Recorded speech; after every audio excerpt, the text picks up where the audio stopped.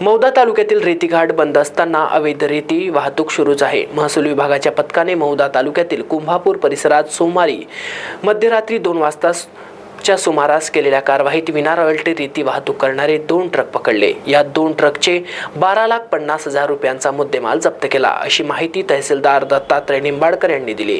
कुंभापूर शिवारात वाहणाऱ्या कन्हान नदीच्या पात्रात रेतीच्या अवैध उपसा करून रेती चोरून नेली जात असल्याची माहिती तहसीलदार दत्तात्रय निंबाडकर यांनी मिळाली। त्या अनुषंगाने महसूल विभागाच्या पथकाने या शिवाराची पाहणी केली। त्यांना पात्रात रेती भरताना आढळून आले। नदीतच दोन्ही विनाक्रमांक ट्रक दिसले।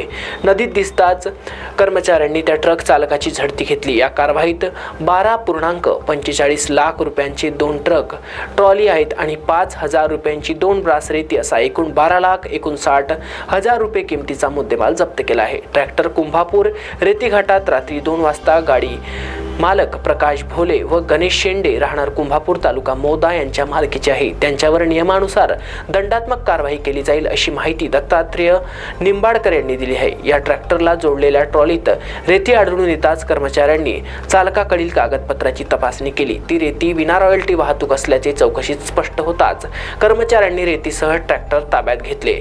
सुरक्षेच्या दृष्टीने दोन्ही ट्रॅक्टर पोलीस स्टेशनच्या आवारात जमा करण्यात आले। ही कारवाई ग्राम महसूल अधिकारी आशिष गोगलवार, जयवंत इंदुरकर, लिपिक दिलीप राठोड यांच्या पथकाने केली। सोमवारी सकाळी या अज्ञात व्यक्तीचा फोन आला होता की रेतीचे अवैध ट्रॅक्टर सुरू आहेत। यावर आळा घालत कर्मचारी यांनी साबडा तयार करायला सांगितला। असे केल्याने अवैध चालणाऱ्या ट्रॅक्टरवर कारवाई करता आली, असं दत्तात्रय निंबाडकर यांनी सांगितलंय। महाराष्ट्र G24 करिता पूनम बोरकर, नागपूर।